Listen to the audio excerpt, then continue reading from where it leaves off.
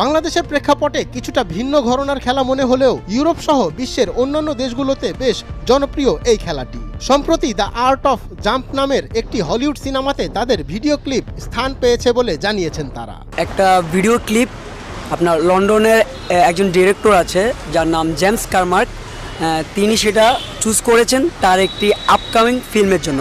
ফিল্মটির নাম হলো the art of jump. তো অলরেডি তারা আমাদের ভিডিওটির কপিরাইট তারা নিয়ে নিয়েছে।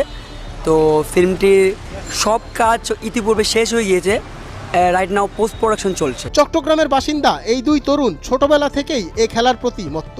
নিজেরাই প্রায় বিগত 1 যুগ ধরে করে চলেছেন বিভিন্ন ঝুঁকিপূর্ণ ট্রেনিং।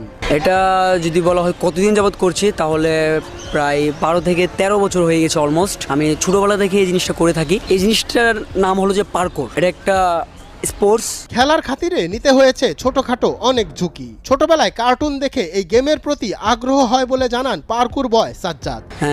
নিনজা হাতুড়ি ওয়েল নোন একটা কার্টুন। তো ওই কার্টুনটা দেখে আমি আসলে ইমাজিনেশন করতাম যে তার মতো যদি আমিও এভাবে লাফাতে পারি, দৌড়াতে পারি, সব কিছু দ্রুত করতে পারি, তাহলে আমার জীবনটাও কতটা সহজ হয়ে যাবে। এমনকি পড়তে হয়েছে ইনজুরিতেও। কিন্তু পর্যাপ্ত ট্রেনিং ও ট্রেনারের অভাবে এগিয়ে যেতে অসুবিধা হলেও শত বাধা ডিঙিয়ে সামনে এগিয়ে যেতে চান তারা।